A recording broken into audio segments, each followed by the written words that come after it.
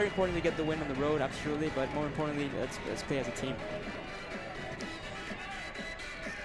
Here's Martinez. He was an MVP finalist a year ago. He leads the Independents in scoring. He scored 2 of the team's 4 goals, despite the fact that he's only played a little over 100 of the 300 possible minutes this season. But obviously, it just really shows you when he is in the game, he's a big spark. Absolutely, he's a quality player. He's a difference maker. So Enzo Martinez, as you mentioned him as a player to watch, he will make a difference even if he has very, very small chances in the game. The Rhinos tonight are in white, the Independents in blue as we are underway on a big night of soccer. Alex Martinez took it away for a moment. And again, we talked about at the onset with these two teams in their formation, a 4-5-1 and a 4-4-1. You can expect a lot of congestion in the middle of the field. For the first 15 minutes or so, you're going to watch a lot of the nerves, kick out. You're going to see how these players get their legs back. But absolutely, 4-5-1 tactical formations are typically meant for midfielder strength. You want to have a lot of possession in the game. As players create opportunities, you'll get a counterattack maybe from a link up from Canard or Forbes here from Rochester. Or on the flip side, you want to go to Charlotte and you want to see a player like Hilton link up with their attacking Enzo. But yeah, I mean, a lot of congestion, a lot of ball work, a lot of touches. But that's going to open up as the game moves forward. Ryan James will take the free kick. Here in the 2nd minute of the match. Doesn't serve it in the box, plays it low. As the Independents try to work to get the ball back, but instead it's going to be Michael Garzi from New Midfield, Connecticut.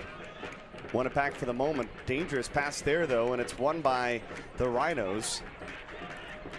It's one of my favorite players so far in this season, Canard Forbes, getting multiple touches early on in the game.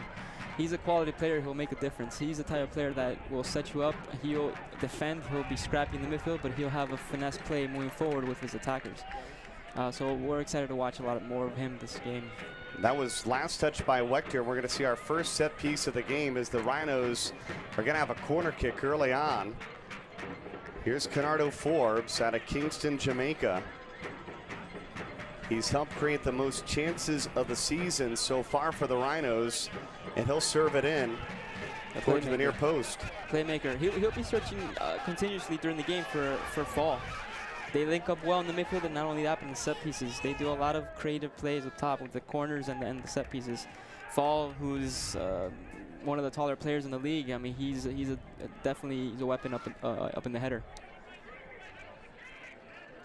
The Rhinos have had almost the entire attack the first 4 minutes of this match.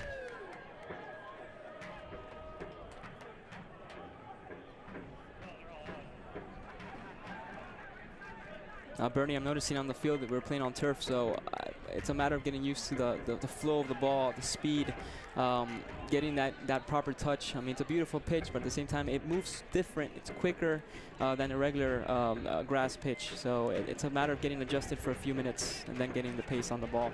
Do you feel like, though, with the artificial turf, with that quickness of the pace, the fact is that it does obviously ride a little bit truer than grass, may be at a little bit of an advantage? And disadvantage sometimes until you get used to it. But sometimes the ball bounces on typical grass in ways you don't want it to. But on turf, it's very difficult to get a bad bounce. So it's definitely an advantage when it comes to control. Foul inside the box on Darius Madison, the forward out of Philadelphia, Pennsylvania. He's got a goal and an assist so far this season. He's had a few exciting plays in the last couple of games, Madison.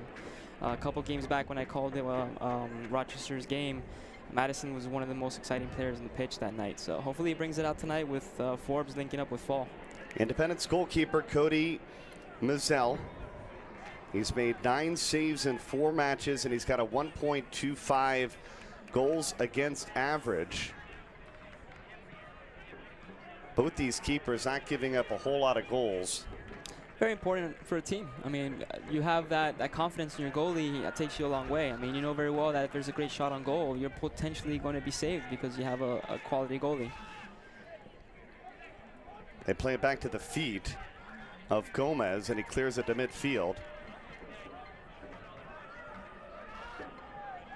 There's Fall with great possession. I mean, he's a quality player. He's a player since the first time I saw him at the beginning of the season.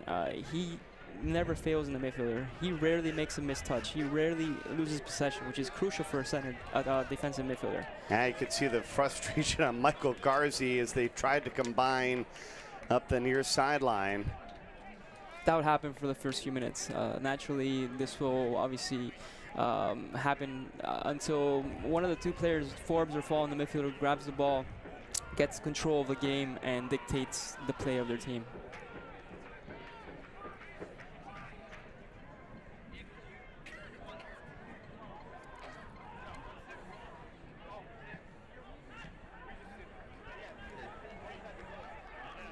Last touch out of bound by Bursford. It'll be a throw-in coming for the Independents. We really haven't seen them get into the attacking third yet this game. Obviously, tons of time left. So far, Rochester has possession of the game. Every time, as we see in the screen, a player like Forbes or Fall has the ball.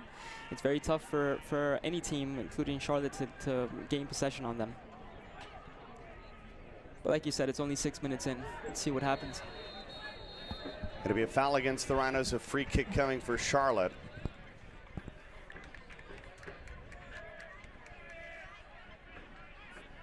Looking to see if Charlotte brings the ball up top to Enzo. I mean, Enzo Martinez is like we mentioned, a very exciting player to watch. He hasn't had much activity in the first few minutes. So. Beautiful serve forward. And that could have been a moment. Oh yeah, and that's Forbes again playing those balls. Great playmaker, vision, leader. I mean, he's the captain for a reason, right? So Darius Madison put his hand up saying, hey, that was a heck of a ball sent my way. He was just short of controlling and having a one-on-one with the goalie. That would have been most likely a goal for Rochester. It's won by the Rhinos. Forbes trying to step up in the midfield, but it's taken back by David Spees.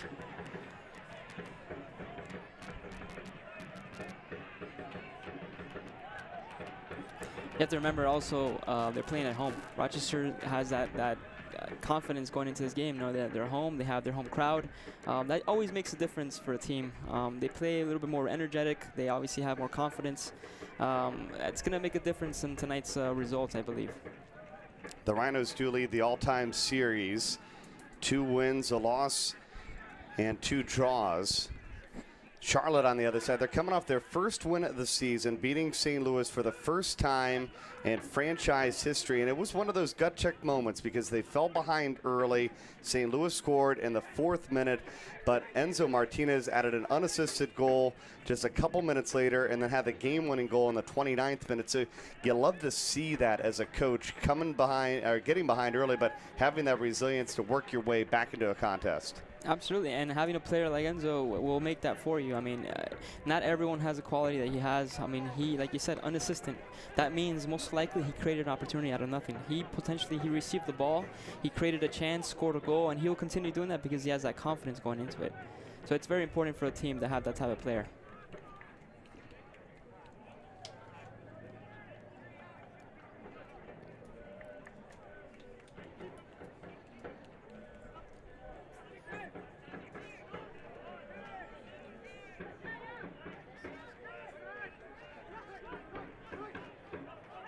Charlotte still trying to establish themselves early on the road.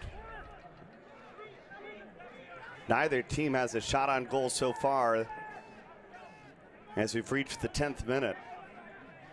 Charlotte's showing promising touches here. I mean, they're finally having their lead player come back, check to the ball, create some kind of possession, obviously holding Rochester back.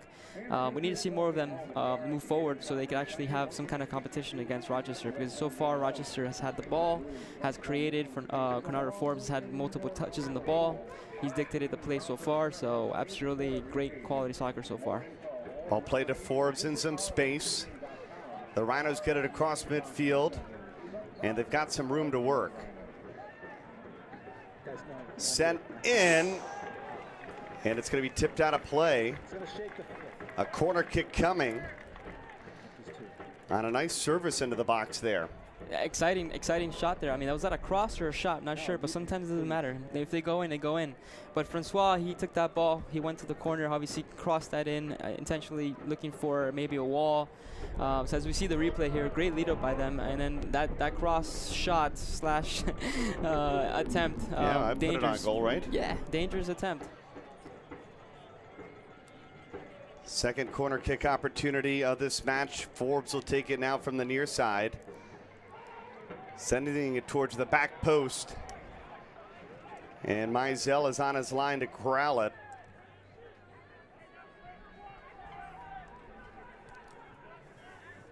Well, Rhino fans, be sure to check out rocksportsnetwork.com to see a replay of today's game and all Rhino home and away games this season. rocksportsnetwork.com, your digital destination for Rochester sports. Another opportunity for the Rhinos. Service no good, and it'll be a goal kick coming for the Independents. A lot of dangerous play from Rochester on the far right-hand corner. I mean, they're linking up well. Felix, Francois, Fall, creating these triangulation plays where they lead up with the cross. So it seems like they've been working during the week for this type of setup. Teams typically, they work maybe half an hour at the end of practice to make their setups as perfect as possible for the weekend. So I noticed the change on Rochester's lineup when it comes to the type of play that they make. Forbes, yes, he's the heart, but I see a lot of winging players coming up to the flanks and creating a lot of chances. So it's interesting to see what's going to happen with those type of plays. Well, first time this match that the Independents has the ball on the offensive third. They were trying to find the feet of Enzo Martinez. He is one of the most fun athletes to watch in this entire league. Settled at the top of the box and then cleared away. And Charlotte's going to have to build again.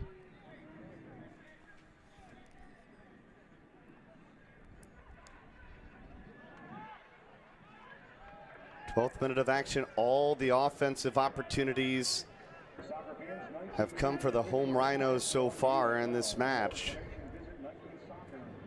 And as you mentioned, the majority have come set up perfectly on the far side of the field.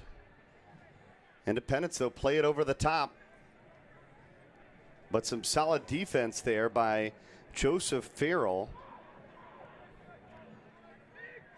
Yeah, Charlotte's definitely picked it up in the last few minutes. But at the same time, Rochester, when they receive the ball, they try to keep possession well. As you see, Conardo there received the ball, hit it back to their goalie, and he cleared it out. But overall, I'm seeing a lot of equal play on both ends. Enzo's getting more involved now, as you see his last touch there.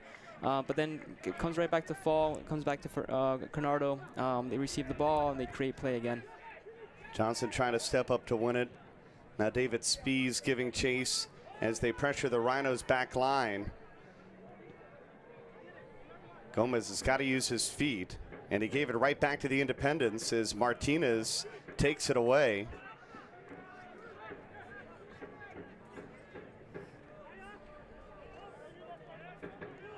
Charlotte trying to be very patient.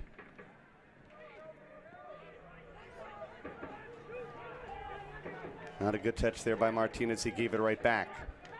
That was a good lead up by Charlotte, though. I mean, they had 4 or 5 touches. They had possession.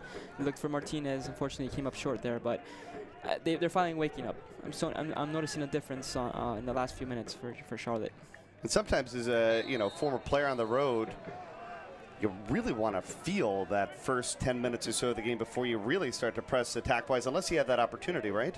Oh yeah, of course. I mean, once you come in and you get, like you said, you get grounded, you get familiar with the pitch, the team, everything. Everything comes into play. So I would say 15 minutes in, you're looking at a different team or style of play in the first few minutes. Here's an opportunity. Oh man, Johnson tried to send it to the middle, but taken away for the Rhinos, and here they come trying to go back the other way. Here's an opportunity right in front for Madison. Plays it back to Garzi. Is that one where you would have wished that they would have went to goal a little bit quicker? Yeah, Madison had the chance to trap the ball. Maybe if he would have turned differently, he might have had even a shot on goal. Because that was a great cross there by Beresford, it seemed. But Madison took a proper trap. He I guess conservatively trapped it. He didn't lose the ball, but he kept possession, but maybe he would have trapped it differently. He would have had a better opportunity to score. But I have faith in Madison. I'm sure he'll create an opportunity down the field. Mizell has it, 15th minute.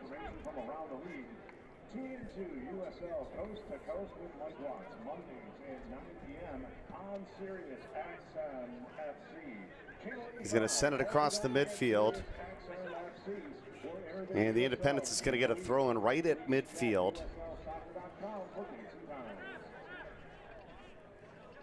Independence, for their next 6 games, are on the road. It's important for them early on to get some big wins, but obviously when you know that you're up against that type of a trek, you got to get a couple of wins on the road as well. Crucial. Those are crucial points. Very difficult points to gain, but at the same time, I mean, it's a game. You never know. I mean, you're going to play well regardless, but if you have 6 games straight in the road, ideally you capture at least 3 or 4 games as wins. Once you go back home, obviously you have much more momentum, confidence. You have your home crowd behind you. So yeah, absolutely, it makes a huge difference to capture a couple points on the road. Really a nice night for soccer here in Rochester. And here comes Charlotte.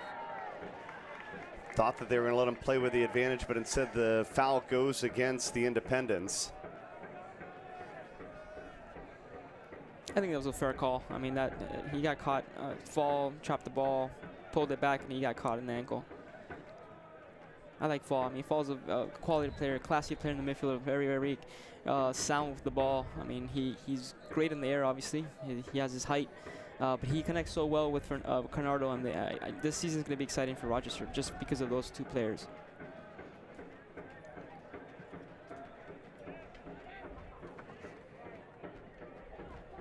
Nice little move there. Garzi settles it, sends it back. As Rochester tries to build their attack. Madison trying to run out into the corner. He keeps it alive. And here's a big opportunity in front for Canardo Forbes, but he can't catch up to it. But a nice job of tapping it before it gets over the end line. And still an opportunity for the Rhinos in the danger zone. They send it back to James. James serves it in.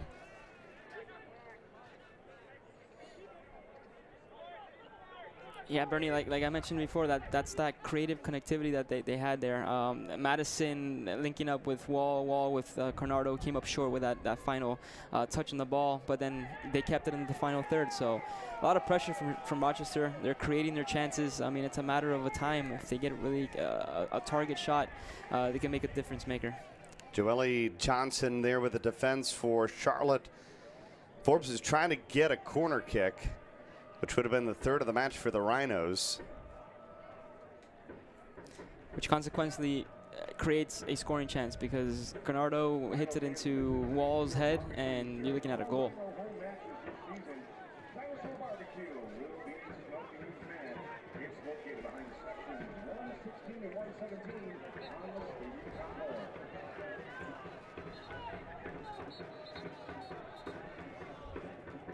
Rochester, they've won the majority of the aerial battles so far. So important to win those 50-50 balls. It's important to win them. At the same time, you want to make sure that the possession is there. You don't want to just keep heading the ball back and forth. You want to control it. You want to bring it down. You want to have that sound possession in the midfield. But I feel that we're 18 minutes in and we still don't see any clarity from both teams. There's so much cluster in the midfield, like you mentioned. These tactical lineups don't help that because they do congest the midfield in a positive way, but at the same time, it doesn't allow for freedom to play a fact here for these players. Yeah, both of these teams, they're almost playing identical formations. 4-5-1 for Charlotte, a 4-4-1-1 for Rochester. As you see the Rhinos out on the move, this is Jordan Dover. Another service across. This could be special, but it's cleared out. You got to credit that back line for the Independents. They have been tested in the first 20 minutes, but they've lived up to the test so far. They're holding up strong, I'd say. I mean, like we mentioned before, Rochester's had at least 10 opportunities to wind up through the right flank of the field, It's definitely a set-piece mindset. They've been working down the flank for these speedy players like James or Felix or Francois who come up on the right, create a cross, and then you have a couple of players coming in for the header. I mean, they connected well, but unfortunately it didn't go in for them.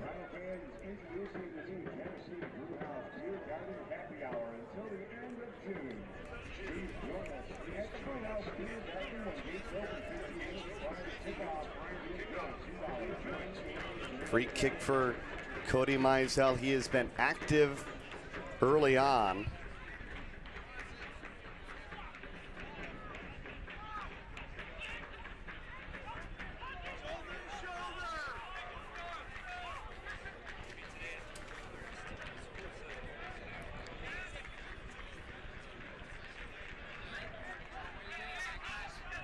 And fans, a reminder, you can follow the Rhinos on Twitter, Facebook, Instagram, and Snapchat and get all the breaking and up-to-date news, including behind-the-scenes features of all the players. And of course, that's probably one of the biggest things that maybe you missed out on. You know, back in your MLS days when you were with Tampa Bay, probably didn't have quite the social media following opportunities that these guys have. Absolutely not, Bernie, and I am big on social media as a 35-year-old. I'm very, very into it. Unfortunately, we couldn't market ourselves. We couldn't follow ourselves. We couldn't follow our teams or everything. I mean, pictures, videos, highlights. I mean, it just wasn't there. And how great is it for the sport? Oh, it's so important overall. I mean, it really does capture that aspect of being able to watch and improve and just keeping those highlights, watching and following everyone. It's so important. It's literally part of our lives. It's the majority of our lives nowadays. Well, later today, Rio Grande Valley FC and OKC Energy FC, they're going to battle one another, and that's the first matchup for Energy FC in 18 days. They had a bicycle kick hit by Miguel Gonzalez after a flip throw from Michael Harrison. You talk about social media, 20 million views. Is that incredible or what? That's unbelievable. And I mean, what are the chances that type of play happens? I mean, I don't think in my history of soccer, in my career, I've never seen that. I've seen obviously the flip throw in, but I've never seen it connect with a bicycle kick. That's incredible. And the fact that so many views, so many downloads, I mean, that's just great for the sport. And on top of the bicycle kick, not only did they connect to the bicycle kick, but it became a goal. It was a goal. I mean, triple whammy. I mean, what are the chances? You might even make it a top play just for getting the flip throw to a bicycle kick that goes over the crossbar. I'd have to say that's up there with most likely it's probably going to be the goal of the year. It's going to be tough to top that goal. It's a big day of action in USL with 10 matches all throughout the country, all available on the Match Center at uslsoccer.com.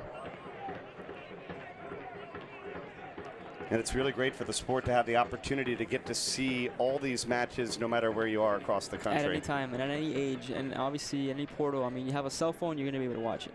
You have obviously a laptop, you're going to be able to watch it. On TV, I mean, anything you want to do, like YouTube, I mean, everything's available online nowadays.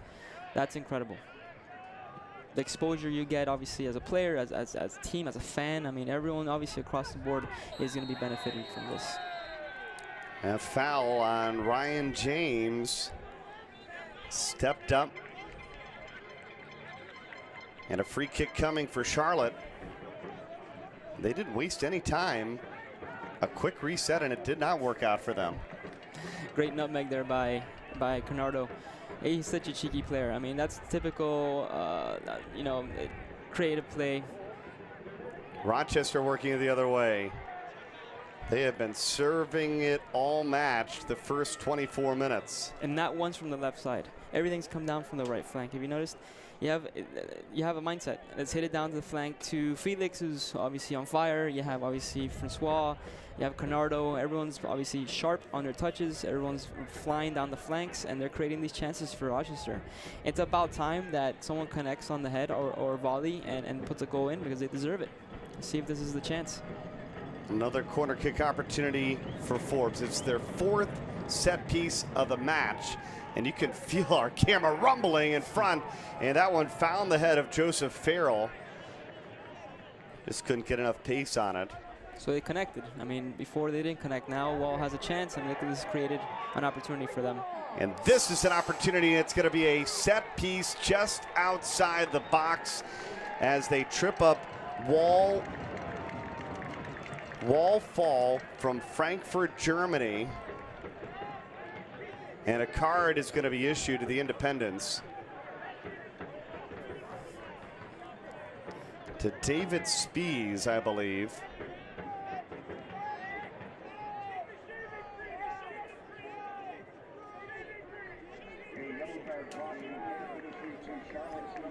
So what an opportunity for Rochester here. You have a right footer between Forbes and Fall. You're going to have the opportunity for two talented players to decide who's going to shoot.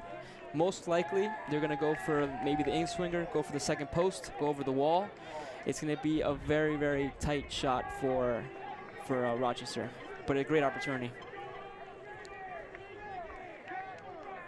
Fall will take the free kick here in the 26th minute.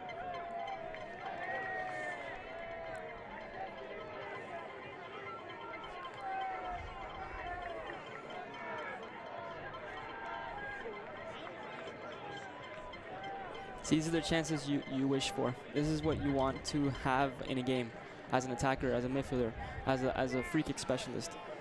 It's close enough, but it's not far. I mean, it's not a penalty kick, but it's not obviously 20, 30 yards out. It's right on the 18-yard box. It's on your right. It's on the left-hand side, so a right footer. It's perfect for that type of shot.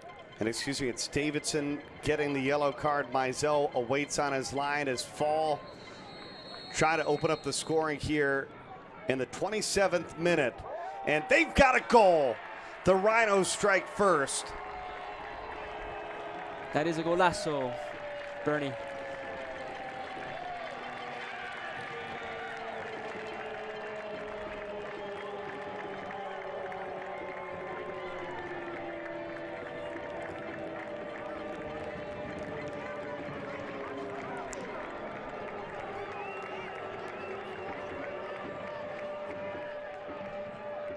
A big goal for the Rochester Rhinos.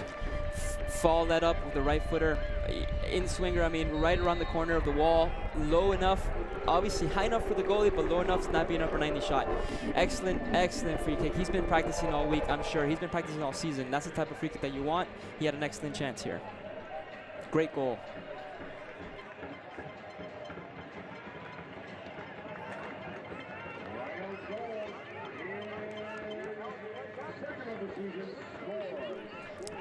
So a goal by Fall, the defender for the Rochester Rhinos, and the home Rhinos with a 1-0 lead.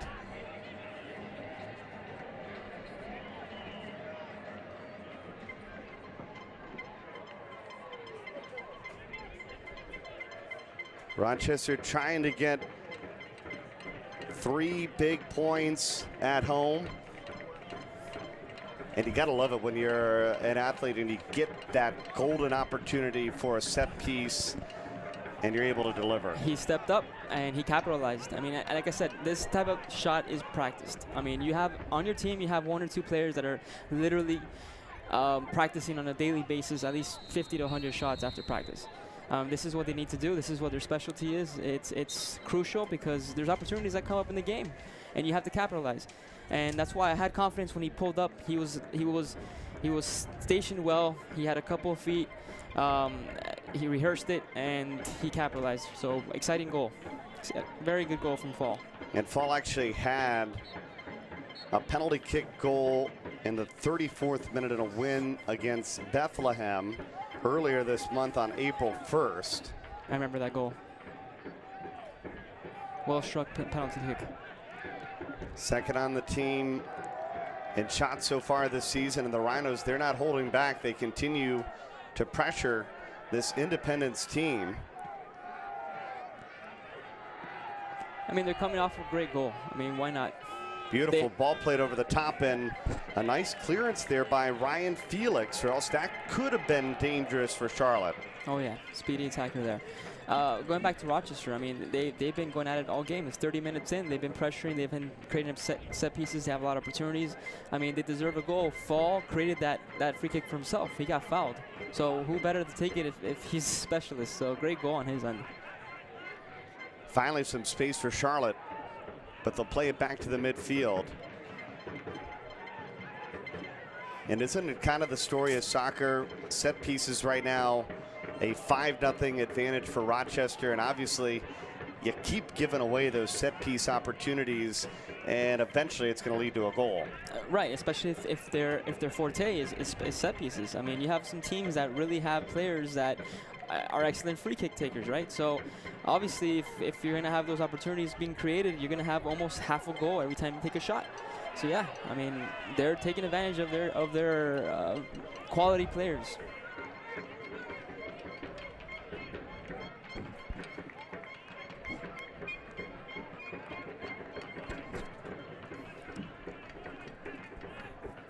Charlotte trying to get the equalizer here in the 31st minute.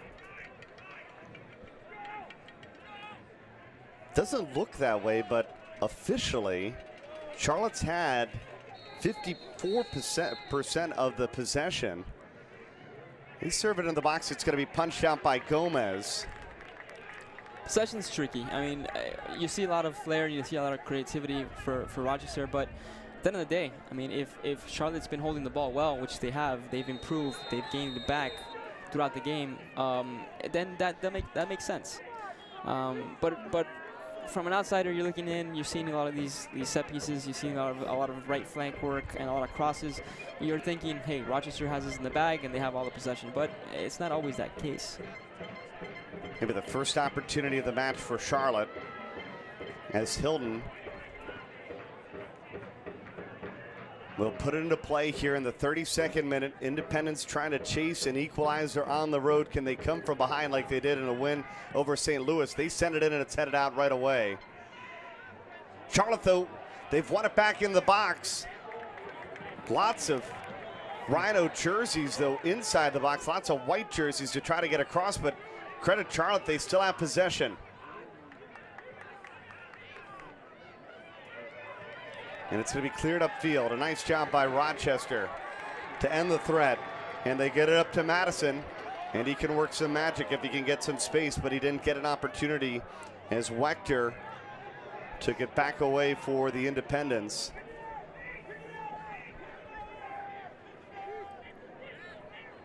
Well, Rochester sports fans, be the first to view our recent games and local shows, along with up-to-date Rhinos news and information by following Rock Sports Net on Twitter, and also like us on Facebook. An opportunity. Whoa. Bresford there wishes he had that one back. Oh, yeah. I mean, that was a great lead up by Rochester, though. They recovered from a mistake in the back. Charlotte had an opportunity to cut a couple attempts on goal. They recovered, they cleared it out, and then Madison created a chance for Beresford to come and take a shot. He had very limited time, but he made the best of it. Here's Garzi, slow to get up. Testing out that foot.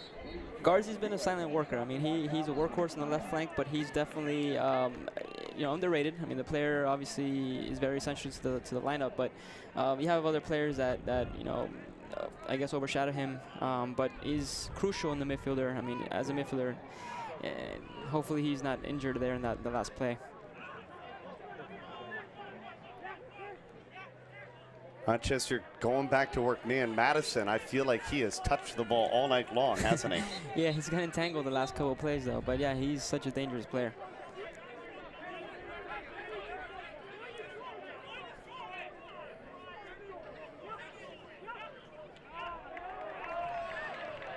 Big giveaway just outside the final third. Rochester will throw it in here in the 34th minute, already up by a goal. Fall with a goal in the 27th minute. Is Rochester trying to get a win at home? They're just their second win of the season. And guess what? They've created another corner kick. Another corner kick by Forbes. We'll see where Fall ends up on that end of the corner kick. And you can see that the stadium is rumbling here in Rochester as Forbes tries to put the Rhinos up 2 goals. Service past the far post, right in front, an opportunity. It is still not cleared, and finally the Independents able to clear it out. But man, that was another big opportunity for the Rhinos, and they're still going after it. Bernie, that was Forbes. So guess who? Fall will hit it back to burst forward, who take a wicked shot and ricocheted, and then another ricochet off the defender, and then Fall got an extra shot with the left foot. Fall is on fire. He's obviously confident after his free kick, so he's taking that momentum. He's using it positively. Well, for the Rhino fans, Rochester's been fun to watch tonight. Oh, definitely a fun team. And it's only the beginning, Bernie. They just trying to find their play. This is Garzi. Looks like his foot is fine. And he almost created a corner kick. Instead, he's going to get a throw in, and he quickly throws it in to Ryan James. James back to Felix. And the foul is going to go against Enzo Martinez. And I would think Martinez at this point has just got to be maybe a little frustrated. Yeah, I mean, unfortunately, sometimes when you're a striker and you're a lone striker in this format they're playing, they need more midfield support. I mean, as much as you have a clustered midfield, they have to make sure they get the ball to him, and in comfortable ways, not him checking back and try to turn.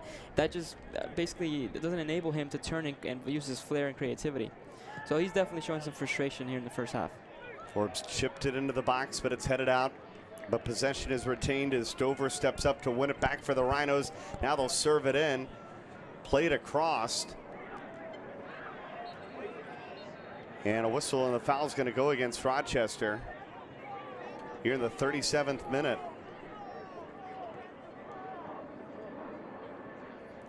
Rochester won this battle last year 3-1 in the Eastern Conference quarterfinals. And so far, Enzo, who was USL first teamer, a league MVP finalist, and currently the USL Player of the Week after his 2-goal effort against St. Louis. They haven't called his name much at all. Yeah, you would think he'd have more momentum. I mean, obviously at the moment he's riding high, right? I mean, he's doing well, he's scoring goals, but again, like, I feel like he's lacking support from his midfielder teammates. So hopefully, though, Ekra maybe, who's been a very important player playing alongside with him, will step up. And a little chippiness there between Madison for the Rhinos and Alex Martinez for the Independents, as Charlotte's going to see their second yellow card of this evening's match issued.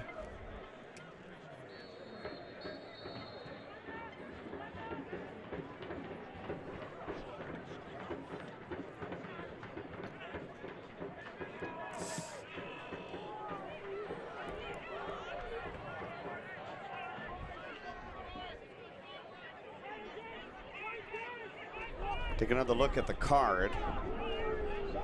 That's some rough play from behind. I mean, that's a fair call. He's frustrated. Obviously, Johnson's going to expect a different call because he felt he didn't make connect on him. But at the end of the day, it's a dangerous play from the back. So Davidson got a card in the 25th minute, and Joel Johnson in the 37th minute issued a card for Charlotte. And again, not to harp on it, but the last time these two teams met, there were 3 yellow cards on the Charlotte side. And I don't care who you are and who you're playing against, it's very difficult to win a game on the pitch with 3 red cards. It's almost impossible. I mean, at that unless point, you're up like 4 goals, I would think, right? Yeah, even then, I mean, it's going to be a feisty game. I mean, they have a history, and you have a lot of players with a lot of passion, and they play with strength. So it's not a surprise that there's a lot of fierce play in this game here today. Settled by Rochester. Already ahead by a goal after Fall scored in the 27th minute. And they've got another opportunity, and Mizell lays out.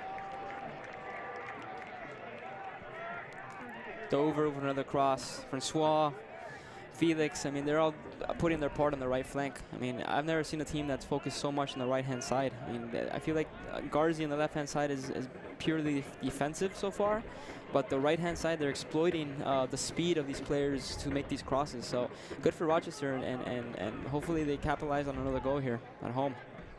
But if you're Charlotte and you see almost the entire attack coming from that far sideline, I'd assume maybe some adjustments you'd make at the half.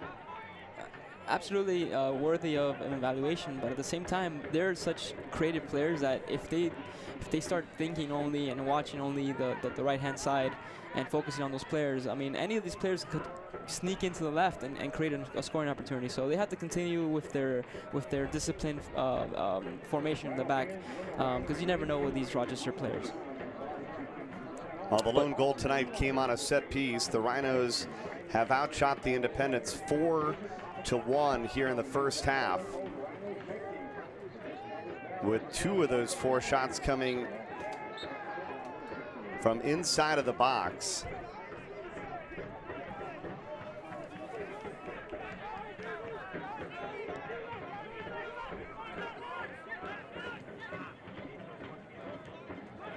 And a reminder, the Rhinos' next home match Sunday, May 21st against the Richmond Kickers. Kickoff at 4:05, and it's Soccer Mom Appreciation Day. For more information, go to rhinosoccer.com. It's all about the soccer moms, right? So I was about to say soccer mom, thinking about my mom and so many years of support and our parents in general. It's so important to have that influence, you know. I mean, week after week, the practices, the tournaments. I mean, God bless them. And I mean, I guess maybe it's a good thing for your mom when you get to the MLS level or the USL level, because they only got to watch a match a week. But imagine the weekends when you're back in high school and playing club soccer. You're basically just going all day long, right? It's every day. At that point, it's every day, and it's multiple hours, and you're commuting, and you're obviously going to multiple teams, and you have to drive hours sometimes. So should be a lot of fun. May 21st, Soccer Mom Appreciation Day, as the Rhinos will kick it off against the Kickers at 4:05 right here in Rochester.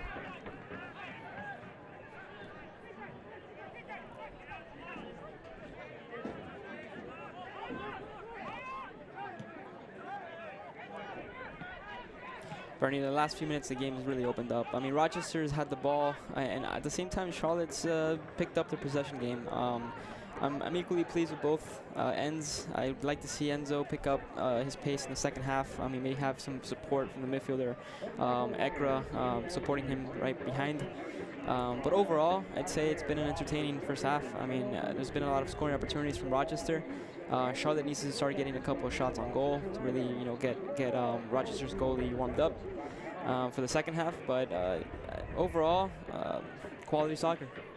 But again, how does, for Charlotte, their first win of the season on the road at St. Louis, similar situation, coming back from 2 goals down. Obviously, that has to be a positive in the back of the mind of all these Independence players. Oh, yeah, this game's far from over. I mean, I'm just commenting so far about the game, but Charlotte has so many quality assets, I mean, their players, that, again, they're going to create opportunities from nothing, and in the second half, it's potentially going to be a very different game. Madison, though, trying to get the Rhinos up by 2 goals, but Mizell on his line, able to corral it for the final 2 minutes of this first half. We've seen lots of outstanding opportunities for Rochester. A whistle.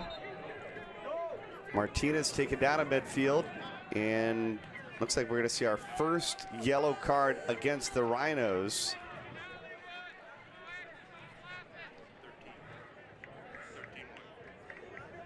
And Martinez definitely showing his frustration. I mean, whenever a player gets fouled and he's losing and he wants a yellow card, it's because he's frustrated. I mean, he feels that Garzi's had plenty of opportunities to foul and hasn't had a yellow card. So that's very, very natural from Enzo to react that way. So a yellow card on Garzi as we've reached the 45th minute of action here in Rochester. Fall's goal in the 27th minute, the difference so far.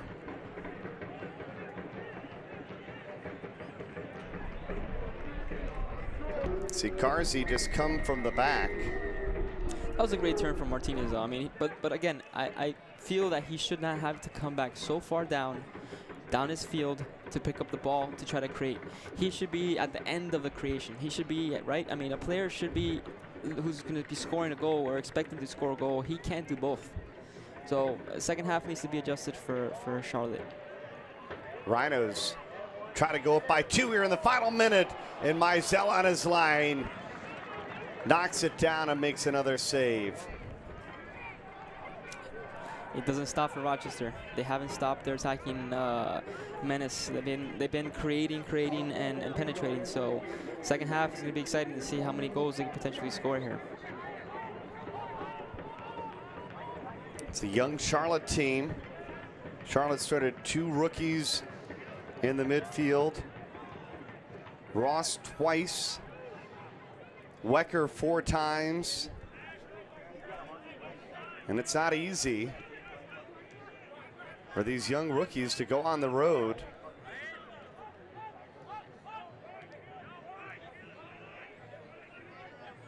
One extra minute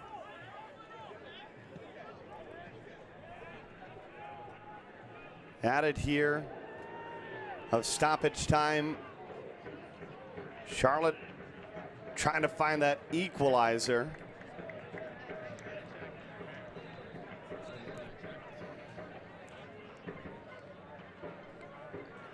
Set pieces are the difference in the first half. Rochester got 5 set piece opportunities.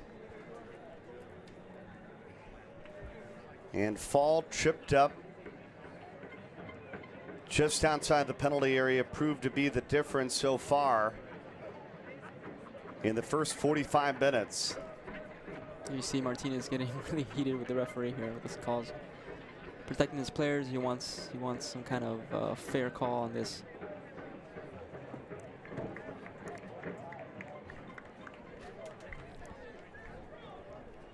This is the difference of the match so far.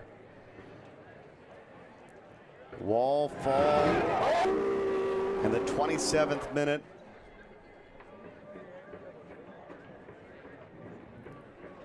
Again, what a beautifully struck free kick from Fall.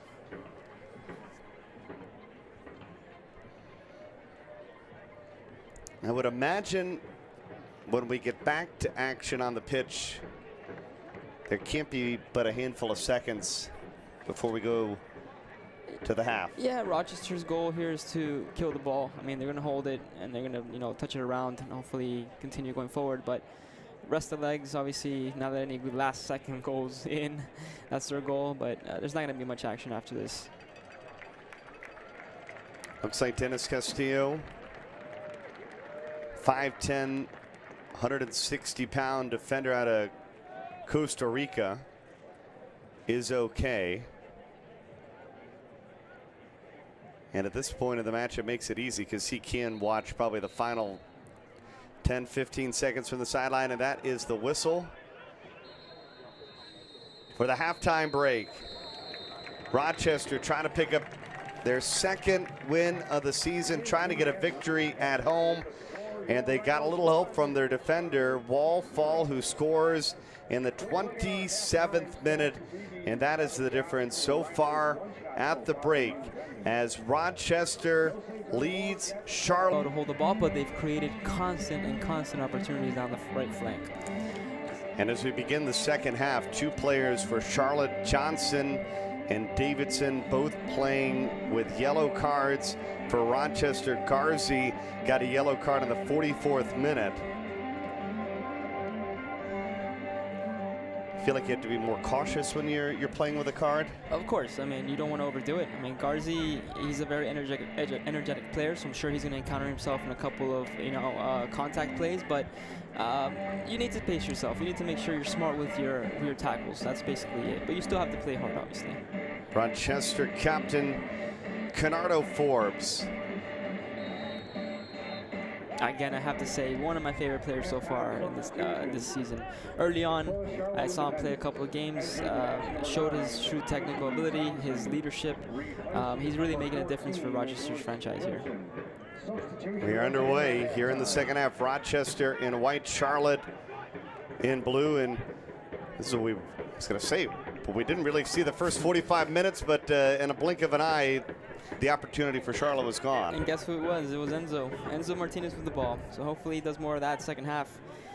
He's getting cut short. I mean, obviously, Rochester's defensive lineup is exceptional. They're very fast. They're strong. They know how to take the ball well. So it takes a really quality player to hold the ball against them.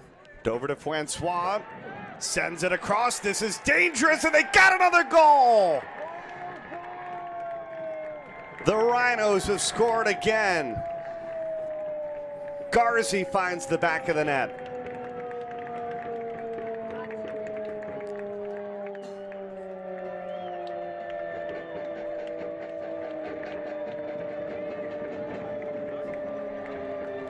Just as we were speaking in the first half about all the crosses, I mean, look at this cross by Francois. I mean, he placed a perfectly placed ball in the midfield for the feet of incoming midfielder Garzi, who trapped it exceptionally well on the bounce, and he just volleyed it in.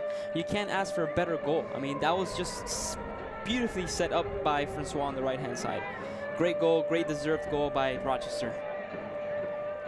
But they always talk about how critical the beginning minutes and the end of each half are. Oh, yeah. And obviously, Rochester really took advantage of it there. Absolutely. Usually, it's the other way around. You want, obviously, to never end up the first half with 2 goals up, because it's very dangerous for your team going into the half. But if you're up 1-0 and you come in the minute after the second half starts and you score a goal, that just cements your score even more so. So now you have more momentum, you have energy, you already obviously have the set pieces down. Great time for Rochester right now in this game. And you got to like it for Garzi. Last year he had 2 goals and 2 assists. He came in with 6 chances so far this season, second most on the team, and it's got to feel good when you finally convert one of those chances. And it's a beautifully struck goal as well. I mean, it wasn't just a poke in. He trapped it, beautifully crossed ball from Francois. He trapped it perfectly for his right foot, and he volleyed it in the left-hand side of the goal. So for Mike Garzi, it's his 2nd goal of the season, and it couldn't come at a better time. By the way, for Charlotte, Lewis Hilden comes into the match to begin the second half. And another yellow card. We saw 3 in the first half. And we're only moments into the second half and already another card being issued. Looked like an elbow on Enzo Martinez's face. And it's going to go against the goal scorer, Wall Fall. I have to say, he could easily have been playing in the NBA at this point. How tall he is. Fall is intimidating in that midfield there. Oh, yeah. He caught him in the elbow. It's a Rochester team that's been very consistent. They've made the playoffs 5 times in the last 6 years. I would assume as a fan base, it's kind of, you know, obviously you want to win a championship every year, but it's got to be a lot of fun when you can watch a team that is consistently winning a lot of contests. Of course, season tickets. I mean, that's essentially what that equates to.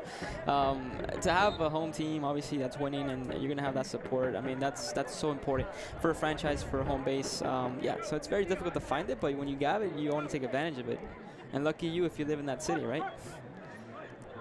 It's been a lot of fun to watch soccer up in Western New York the last 6 seasons.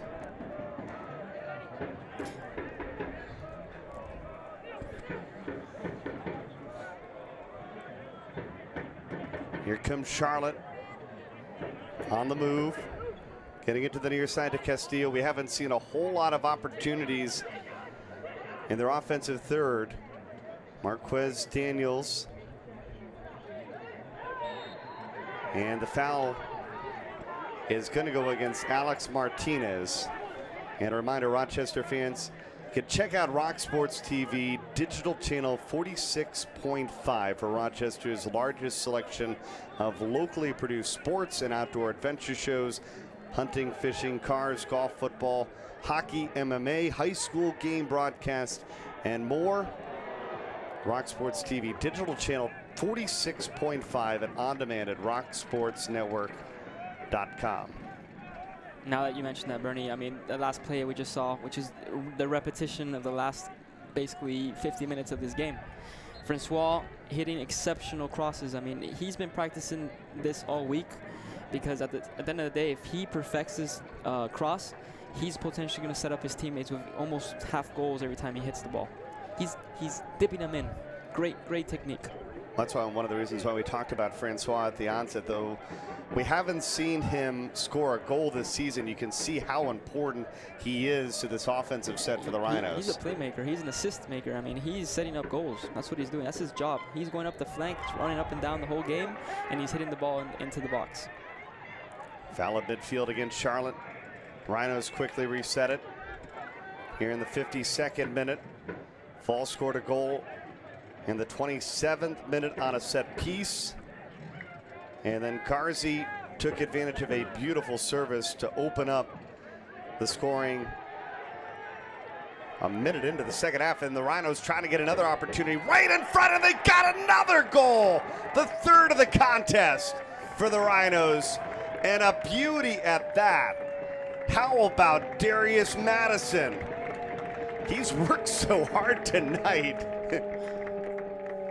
Oh, wow. Really well-deserving goal there. Again, my man that I've been talking about all night, Francois, has set up this play from the right-hand side. He dug it in, he fought through it, he set him up, he gave him a nice assist. Madison trapped it well, held the body well, and it ricocheted off the D from there, but still a great penetrating shot there. Great goal by Madison.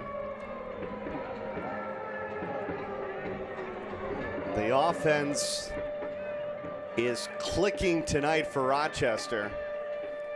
The heart of that offense is Francois. Francois is making a huge difference. He's hitting the ball in. He's assisting goals after goals. He's making it easy for Madison and Beresford. He needs to keep that up. If he does, obviously, we might see a blowout here. Hopefully, obviously, if they contain it, Charleston hopefully picks it up. Charlotte, I mean. But at the end of the day, Rochester is on fire right now. And I'd say the other big positive for this Rochester team is going into this match, they had conceded 9 goals this season, 7th most in the USL, as things are getting a little tick-tacky here now in the 54th minute. The frustration is riding high for Charlotte. Mr. Fall there in the midfielder, he lost possession. He got a little feisty with his tackle, and then that flared everything up on Charlotte's side here. But all is calmed down, I think, here. Let's see.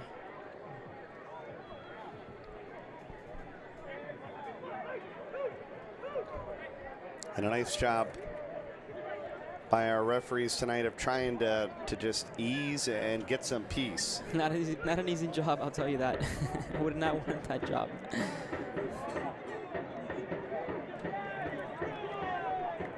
It's an important stretch of the season for Rochester. With 3 of 4 at home, they travel on the road to St. Louis. And then they're home against Richmond, home against Tampa Bay, and home against FC Cincinnati.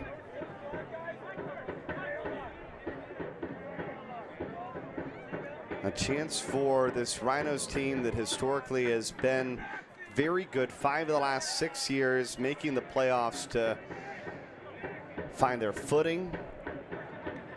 Obviously, it's a lot easier to play at home, and as you mentioned at the very beginning, with this turf, obviously that's a huge advantage for Rochester, for these teams coming in, because if you're a Rhinos player, this is where you play at home, so it's easy for you to get adjusted. Yeah, they're used to it. They train every single day. I mean, they understand the bouncing, the speed, everything that comes with the artificial turf. So it has its pros and cons, but at the end of the day, if that's your home field, you get used to it, then you're going to benefit out of that. Probably benefits the groundskeeper the most. Yes. I would agree with that. Nobody complains about how green the pitch is, whether you get a lot of rain or not. Another that was a rough hit there by tackle. Felix. And another yellow card issued. Enzo was speeding up the field there. He caught momentum, and yeah, that's a hard hit. He released the ball right before he made contact with him, so it wasn't intentional, but it was a hard hit. It's been a rough match for the current USL Player of the Week. Enzo Martinez.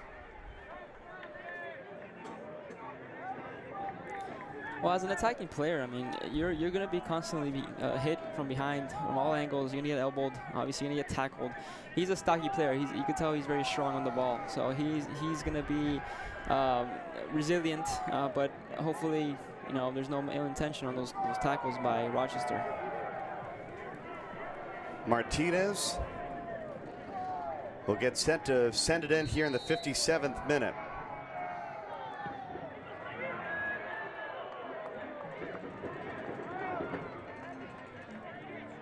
Just can't get that set piece opportunity.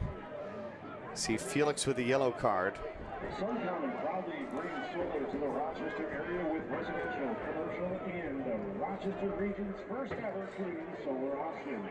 They are powering thousands with Bernie, being 3-0 up, I mean, this creates and brings a lot of challenges at the same time for Rochester, because there's complacency involved, right? If they continue their pressure, they're most likely going to get a fourth, but they get tired. Obviously, you're going to have some substitutes towards the 60 to 70 minute mark. But Charlotte needs to step up their energy. I mean, if they're going to have a chance at this game to even score a couple of goals, they're going to have to change something up. I can't pinpoint what's going on here in the midfielder, but it just seems that overwhelmingly Rochester's outpacing them on every touch. So it makes it difficult for them to actually win a ball. Yeah, and you'd think that it would be Martinez who would have to be that spark. He scored 2 of the team's 4 goals this season. Coming off his first start, but right now the Independents, they're backpedaling as the Rhinos were looking for another goal. Forbes able to contain it, gets it back to Dover, and Dover still stays with it as he works in the box, and I thought for a moment that might have been a corner. That's interesting play. That's Dover again, and Francois linking up with Madison. I mean, again, they're not backing down. It's 3-0, but look, they have another opportunity here. Things are getting physical here in the second half. A lot of energy being poured into the second half here by both ends. Charlotte on the defensive side and Rochester on the offensive side.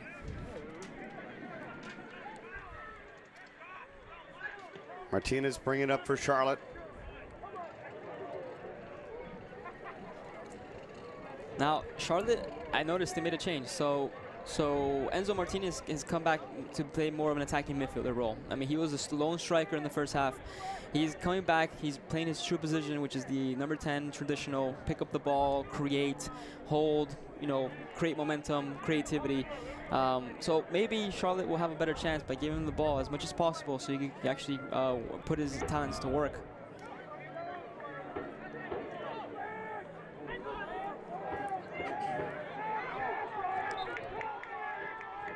Stuff up and one for the moment by Charlotte, but it's going to be the Rhinos' ball. Well, we're a week away from the Premier Development League kicking off May 5th to the 7th.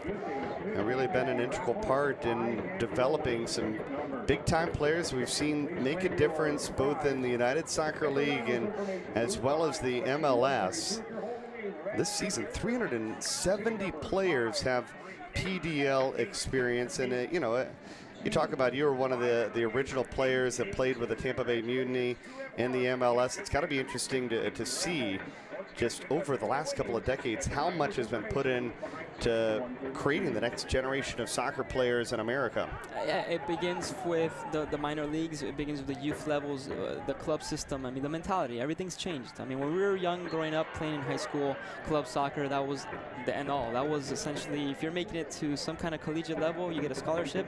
If you want to think about professionalism, you have to have some kind of scout see you at one of these camps in the summer, and then obviously pursue it, and there's really no chance for a group of you to make it. So I was one of the lucky few that was scouted at a high school, had a great opportunity, had a great run, but that's not good enough nowadays. I mean, nowadays you need a development system, obviously, which we have. We have all these leagues now developing and creating players and allowing them to play. I'd say the biggest challenge we had growing up was the fact that we didn't get enough minutes. So if you make it to the professional level and you're not starting, you're not playing enough. And on the weekends past, you're not playing and you're not developing. So you have all these youth players, 18-year-olds, 19-year-olds playing at these levels, getting minutes, they're going to be essentially much better than you are at any age at 19, 20. So that's a crucial development for this league. Well, Dover can't clear it. And look at this. The first set piece of the match comes for Charlotte in the 61st minute. And instead of serving it in, they went for the short pass. I mean, maybe that's their strategy. It didn't work out, but maybe they rehearsed this in the practice. I mean, they easily have made a short pass for a long pass to continue, but it got interrupted by a Rochester defensive player.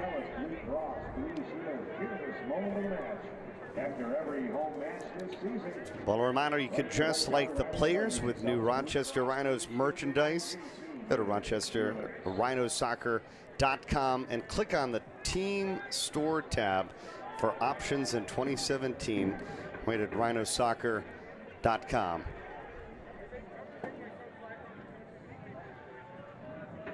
There's so many more opportunities for the youngsters to dress like their favorite player nowadays too. Yeah, absolutely. I mean, going back to that point, I mean, you didn't have that growing up. You didn't have that back 15 years ago, guys. It's not a long time ago. But 15 years have changed drastically in U.S. soccer overall.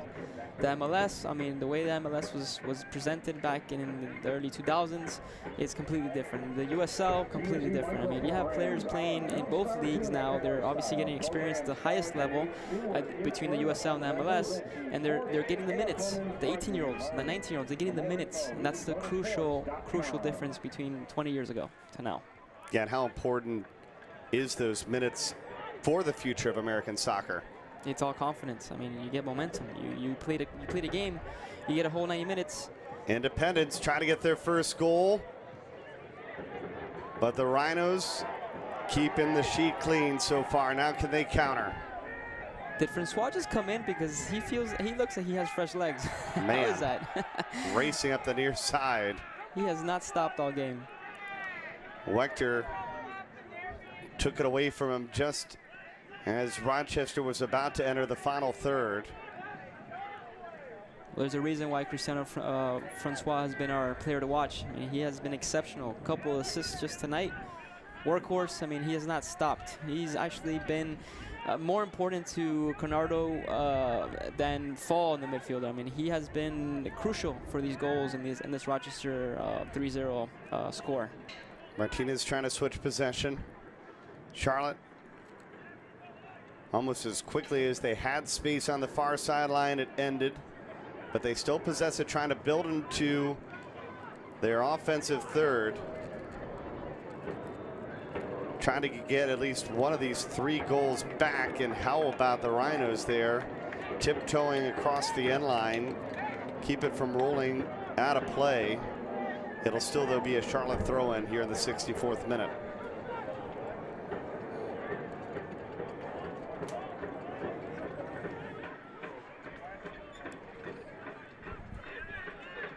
How far back Martinez comes back for the ball. And it's a true midfielder, but it's still dangerous for him to come back almost to his back line to receive the ball. But as he comes back, he's going to want the ball again to try to create. We need more of that from him for these type of chances to be coming into fruition for Charlotte. Man, it looked like for a moment there it was an opportunity for the Independents. They gave up on it, but they're still working it as Ekra inside the box, and they get their first good look at net. And the shot sails across the crossbar. That's exactly what Charlotte needs to do. Lead up some kind of opportunity going forward, and then track back, maybe a cross back to oncoming players like Ekra or Martinez. In this case, it was Ekra who passed the ball back to Martinez, who's coming back from his defensive line, and he came up with a shot. It was just a little wide, but I mean, it was a great opportunity for Charlotte, which has been one of the few that they've had so far.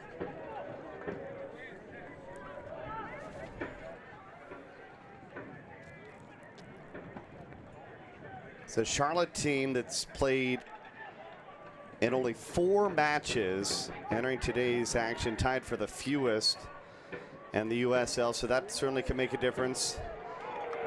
Nice job there by Gomez coming off his line to clear it away. I'm noticing the last few minutes, Charlotte's really picking up their pace. I mean, they've noticing that the score is 3-0. Obviously, they're down, they're away. They need to make a difference. So the change that they made, the adjustment to bring back Martinez has made a little bit of a difference. They're creating more opportunities now. They're holding the ball well. Just in the last few minutes, look at this. Look at Ekra inside. He's going to create another corner kick opportunity. And you see Gomez there on the end line try to fire up his defense, because it's almost like they were a little too lazy there inside the box defensively. Going back to the point I made, when you're up 3-0, you get a little complacent. I mean, you're up by a big difference. But it's very dangerous at the same time, because your defense might become lackadaisical. Gomez punched out the opportunity. And a foul against Charlotte is going to give Rochester a free kick. Just notice Fall dictating the pace here in the midfielder. He's screaming at his teammates to pick up the pace, to get sharp. We're getting obviously a little lazy here on this defensive side, and 3-0 could easily turn into 3-2 right away. Well, sometimes that's what happens. You get comfortable with that 3-goal advantage. Right. It's 3 goals. It's a lot of goals if you think about it, but it could just turn very quickly, especially with Charlotte being on fire. Martinez being in his true position again as an attacking midfielder, probably getting set up for shots. I mean, anything can happen in the next 25 minutes. Substitution in the 67th. Fall opened up the goal scoring in the 27th minute. Garzi a minute into the second half scored in the 46th. And then Madison made it a trifecta in the 52nd minute. This substitution for your Rochester. As Rochester looking for just their second win of the year. Bradley Camden, replacing number 17. And it looks like they're going to make a substitution here in the 68th minute for Fall, who was the first goal scorer.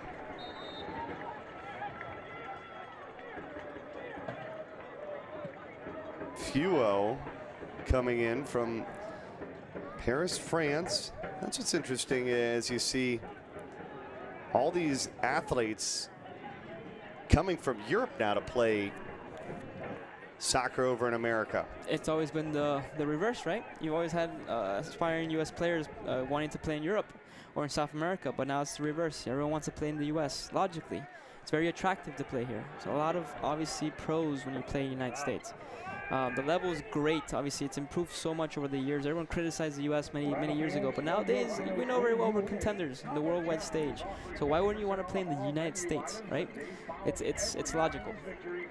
So Camden, Fayewo onto the pitch for Rochester. Maybe you think about Bob Lilly just trying to maybe provide a little bit of a spark as well at this point, up 3 goals. Yeah, and to rest Fall for the next game. I mean, he's crucial, as we know. He's not being replaced because of a poor showing. He's being replaced because they want fresh legs in the midfield.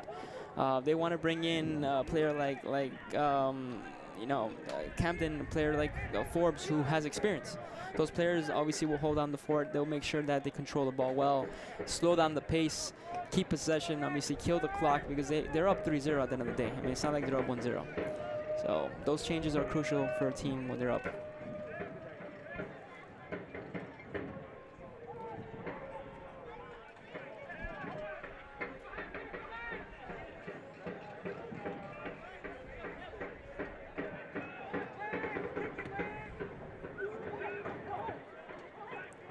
Charlotte just trying to maybe get something positive going. Obviously, they'd love to come back from 3 goals down, but you'd love to get something positive here in the final minutes of this one, even just to build into next week. Of course, build the confidence back up. But I just noticed that we have players that have been changed here at Charlotte. I mean, you bring back Martinez as a center midfielder, but you have Herrera, who is the attacking forward, who is the true 10, who's come in the second half now, who's potentially made a difference in the last games as he comes in. They could potentially link up and create an opportunity here.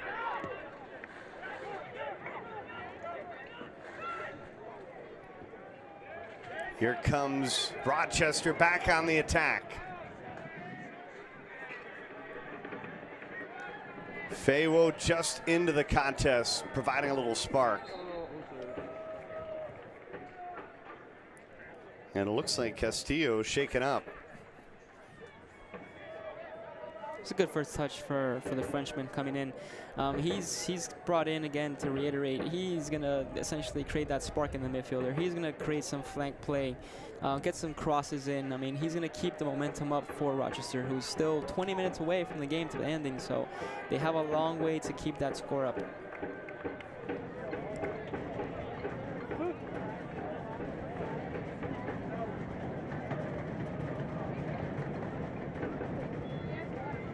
It's going to be the 5th corner kick of the match for the Rhinos. Looks like another pretty good service, and they're going to get, I thought for a moment another opportunity. But a nice job by Castillo stepping up and taking away any chance that Forbes had to serve it in again.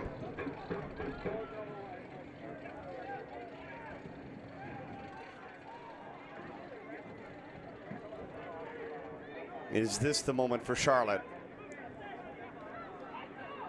Looking out of the Rhinos swarm the offense, and Martinez, he's going to create a corner. Yeah, he created it. I mean, he's showing more. He's receiving. He's being a little bit more influential in the game. Hopefully, this corner kick, produces an opportunity for them, so the game can really ramp up again, because it's really slowed down in the last few minutes for Rochester, especially.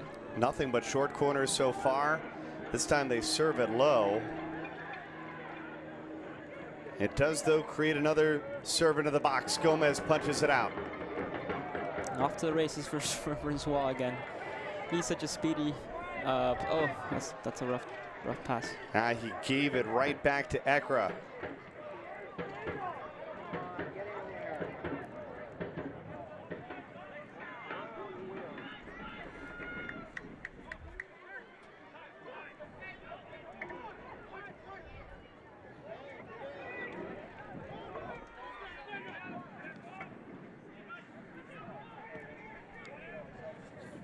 Can Rochester go up 4 goals?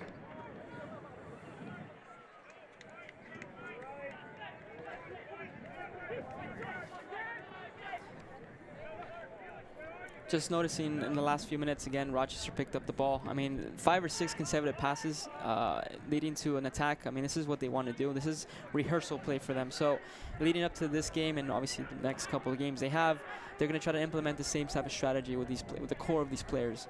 So as you notice, the same type of movement between a player like Francois, who's been exceptional with these crosses. I mean, he's tremendous with the right foot.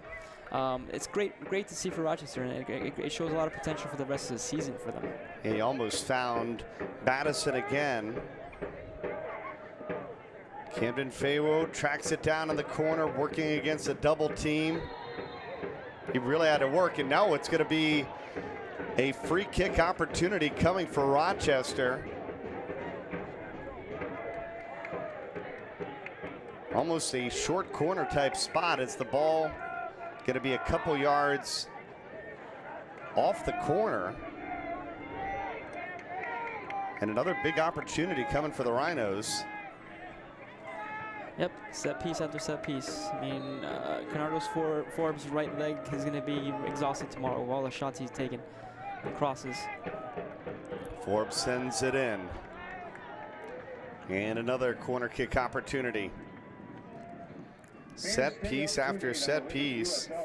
That's been the story for Rochester, and they finally broke through with Fall in the 27th minute on a set piece opportunity. And Canardo Forbes will take it again from the far corner. Driven towards the near post, an opportunity. Cleared away for the moment and then put back in by Garzi, looking for his 2nd goal of the match.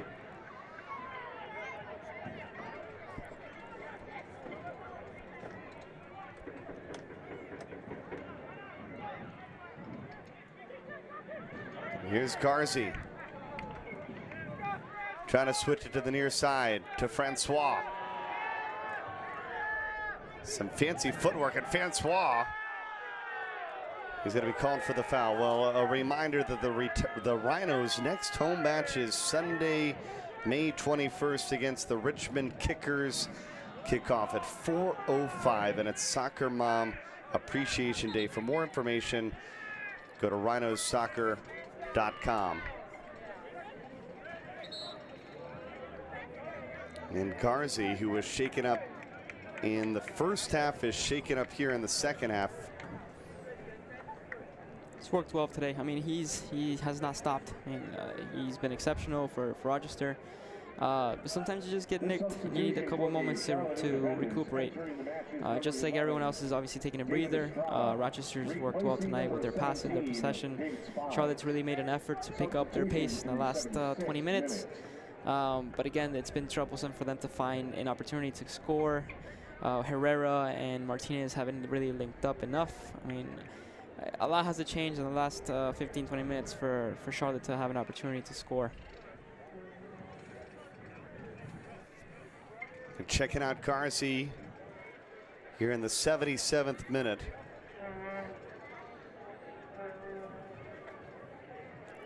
We have to consider, I mean, the athleticism, the pace that we're playing as athletes nowadays. I mean, it's changed a lot in the last 20 years.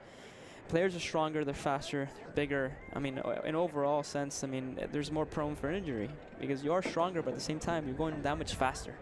So human body could only take so much, right? So after a couple of licks, you're going to go down, and it's going to hurt for a couple of days. So you have to make sure that you keep healthy during the season. Obviously, it's early on. You want to make sure that you don't expose your best players and all the players to injuries. So if there's something that's wrong with Garzi today, maybe it's prudent for him to walk off. But as a player, you're going to want to keep playing. And they'll have about a week before Rochester will head to St. Louis to take on the St. Louis FC. A game at 8:30 Eastern. Then they'll get a little bit of a break from May 6th to May 21st. And that's what's important for these athletes is we see Garzi being sub for here in the 78th minute. They're going to bring on Raymond Lee, who previously played for the Tulsa Roughnecks. I would say that's a smart move. I mean, they were touching his knee. I'm not sure if you saw the trainer was holding his knee. Maybe they're checking out. Maybe he twisted or knocked it. But that's prudent on their end. I mean, Garzi's a special player, so maybe they need to make sure that he rests and he's not injured for the next game. And Raymond Lee will bring a sigh of fresh air for Rochester on the back line and the midfield side as well. So prudent change there for Rochester. Garzi, one of 3 goal scorers tonight for the Rochester Rhinos, and we did see him shaken up back in the first half. He's hobbling, he's got to grab the bag. What's going on with that? I mean, typically a trainer should carry that. Or maybe the trainer's trying to carry him, so maybe he feels that he's helpful by doing that, but that's not a good sign. A little help there. That's not a good sign. I mean, he's wobbling off, he's limping. I hope it's not a knee injury. That would be terrible.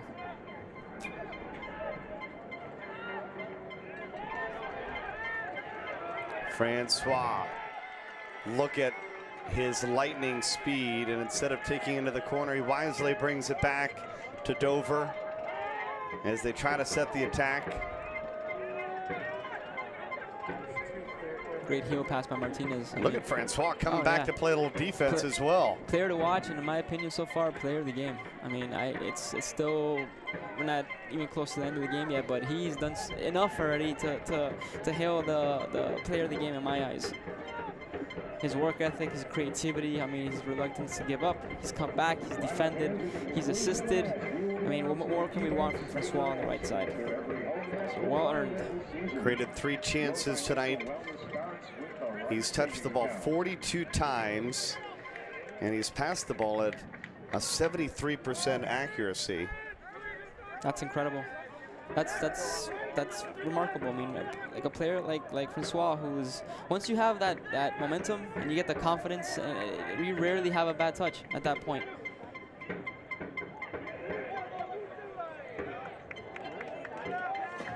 I just enjoy watching them connect. I mean, Francois and Conardo, Forbes, it seems like they've been playing for years together. And another cross for Francois. I mean, he doesn't stop. He's got 2 assists tonight. An assist in the 46th minute on Garzi's goal, and then an assist on the goal in the 52nd minute by Madison. Final 10 minutes of play here in Rochester, and a lot for the Rhino fans to be happy about tonight. This is a fun match when you're the home team and you get to watch your team put 3 goals on the board. 3 beautiful goals. What's been your favorite so far, Bernie? The 3 goals. I don't know. I would have to say it's got to be a pick between the 2 services by Francois, because that one in the 46th minute was pretty special, I'd say. Yeah, I mean, the free kick was spectacularly placed, but when you oh, Francois, the first mistake I've seen him make all game. He got confident. That cross he made to Garzi, and Garzi penetrated, trapped well. That was special, volleyed. right? That was a very, very nice goal.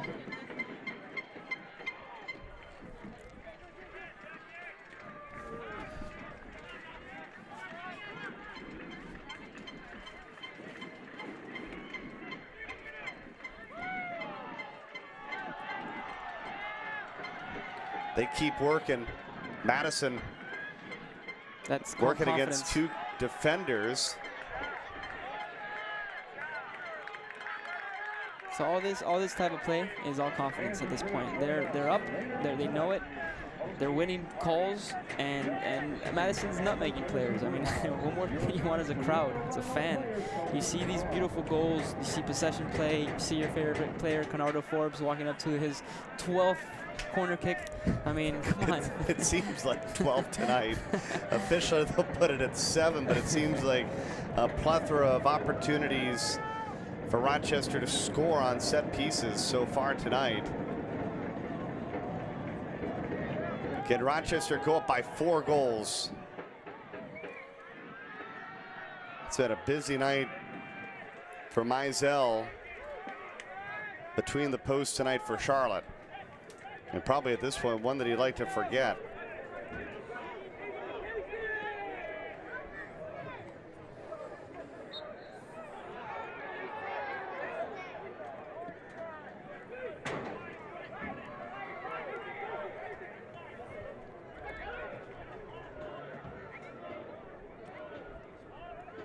I think at this point, Charlotte would love to mess up this clean sheet by Gomez.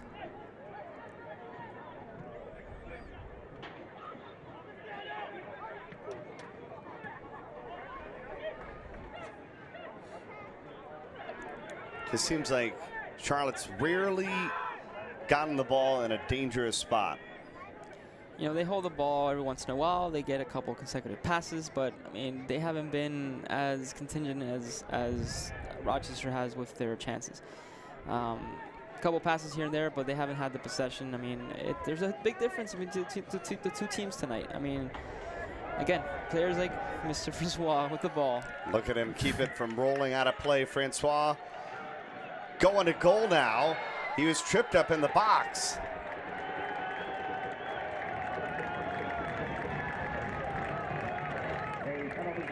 And a penalty kick coming to the Rhinos. That's what speed will do to you. Oh, yeah. Mr. Francois has created a penalty kick. It was awarded to him. I wonder if he's going to take it. It looked like he grabbed the ball. It seemed like he had, again, the momentum and confidence to potentially put it in. This would cap off the night for Francois. 2 assists already. Can he get a goal here late in this match against Charlotte? The rookie Luke Wechter. Look like he rolled his ankle. Slow to get up. He potentially got injured trying to foul Francois. It looks like they're going to give the ball to Forbes. Canardo wants his penalty kick. He has the experience. I mean, he's going to come in and seal the deal. My take as a I'm a left-footed player, but as a right-footed player, most likely he's going to hit the ball to the left of the goalie. Let's see if that happens. I always like to try to guess the penalty kicks. So the right of Canardo and the left of the goalie, Mizell. Forbes goes right, and he's got the 4th goal of the match. And Rochester leads at 4-0.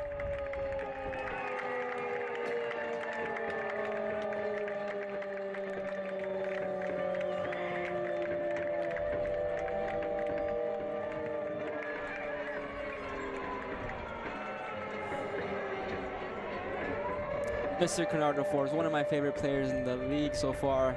As I called, potentially hitting it to his right and the left of the goalie. Placed it well. The goalie got a hand on it, but there was enough force behind it to go through. Well played game. Deserves a goal. I mean, I love the fact that they gave him the penalty as a captain. He called it. He wanted it. And again, great execution on that penalty kick.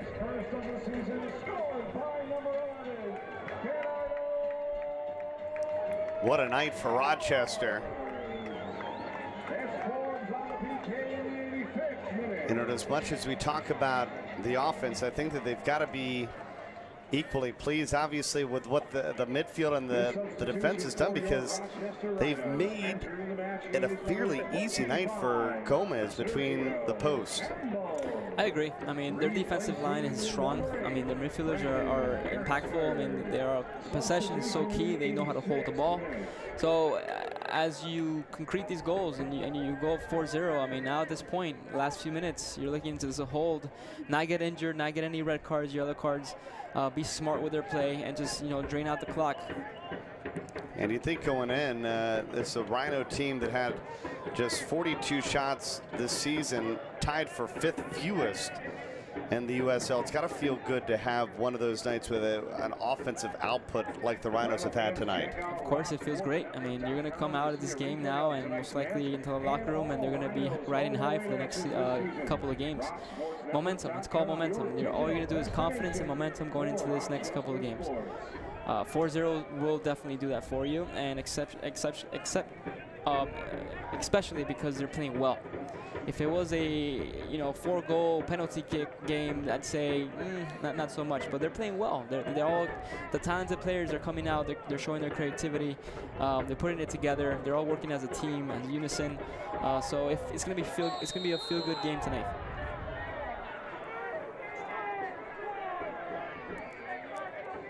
It has been a physical second half of soccer here in Rochester.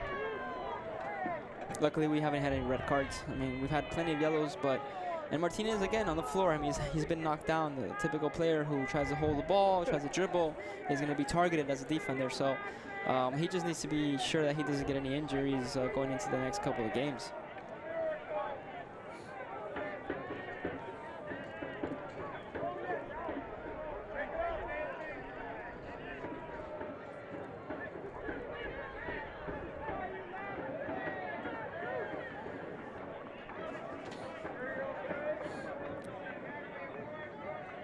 Herrera getting set to take the free kick.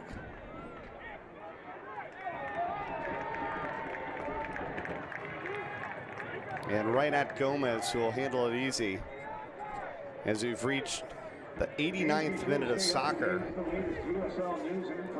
A flurry of goals for the Rhinos, with 3 goals in the second half,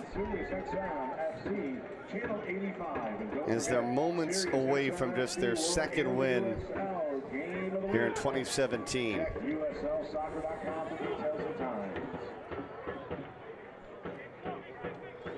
At this point, the goal's got to be to keep that sheet clean. Oh yeah, and injury-free. I mean, they don't have to expose themselves as much anymore. They can hold the ball. Francois and Madison need to be smart with their plays, spread the field out, hopefully, get a couple touches, but nothing elaborate, nothing too risky. Madison goes down. He scored in the 52nd minute.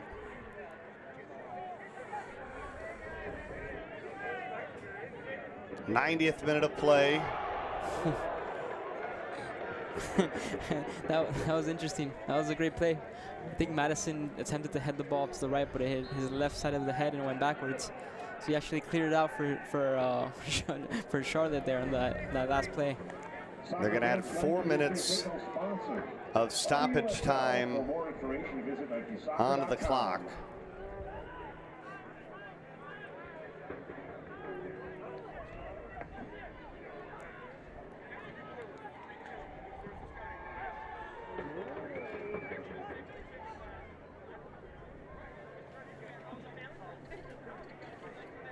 But the Rhino fans just getting a look at the new piece to the puzzle, and they've got to be thrilled with what they've seen from their new attacker, Francois. He's going to be a huge difference maker this season in the USL. Comes away with 2 assists. We almost got to give him 3 assists because he created a penalty kick. Right.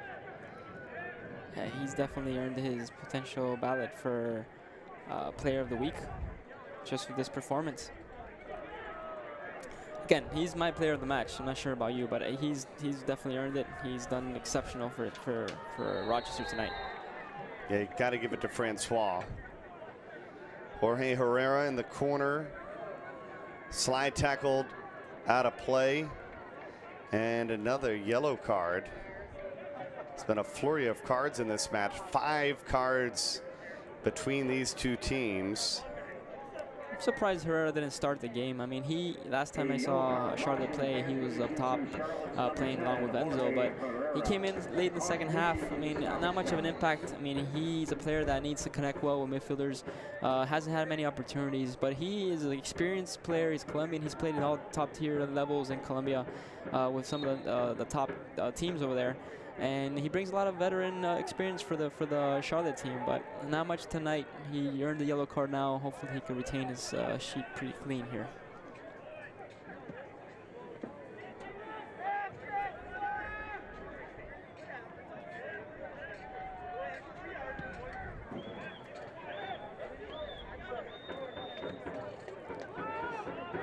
Charlotte just never could find a rhythm on the road.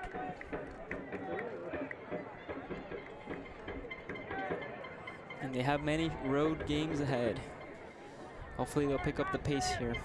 I think if they make adjustments such as having Herrera from the start, having Enzo play more as an attacking midfielder instead of a lone striker, I think they'll use his forte for better use. I mean, I think he was a little lost in the first half. Understandably, Rochester outplayed Charlotte, but maybe in the next couple of games, even though they're away, they'll have better chances in creation of goals because of players like him in a better suited position. So.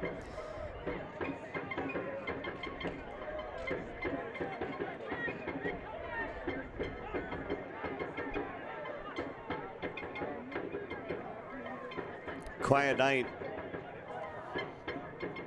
for Martinez, a finalist for MVP in this league a year ago. And something that certainly Rochester's got to be proud of the way that they handled a player as explosive as Martinez. You get to see what he can create right there just from that chance. There's glimpses of his talent. I mean, again, if he has the chance and he has the opportunity to create something, he will, and it will be dangerous. But he hasn't had much of an opportunity because of Rochester's well-developed defensive line. We have to hand it to them. They've played well. They've cut any opportunities that they've had to a minimum. So it goes both ways. The score tonight really is indicative of what we saw. It isn't always that way in soccer. Right. But tonight, very, very strong performance from Rochester. Overall, as a team and individually, they're better players, they're quality players, they're creative players. They showed up. They showed up. 2 seasons ago, the Rhinos were the champions of the USL. And it seems like they're just starting to find their rhythm here in 2017. One thing is certain, they found their offense tonight as they get a 4-0 win over Charlotte.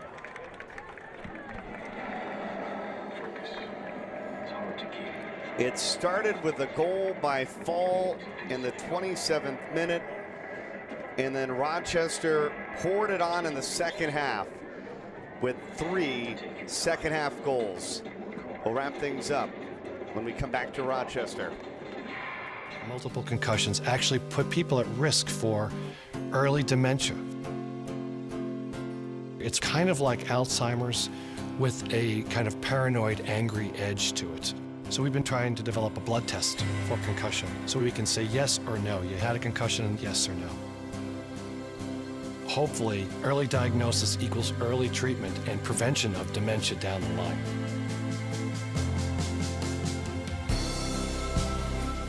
When I sprained my left knee, they did so much to help me at Lattimore Physical Therapy. With 20 locations throughout Monroe and Livingston County, pain relief is never more than minutes away. Same-day appointments available. Most insurance accepted. Call 1-888-PT-ROCHS. Lattimore Physical Therapy. Focus. It's hard to keep. Everybody wants a piece of you. So don't lose it. Take your time. Work hard. Don't give up. And when your moment comes, breathe through. And focus.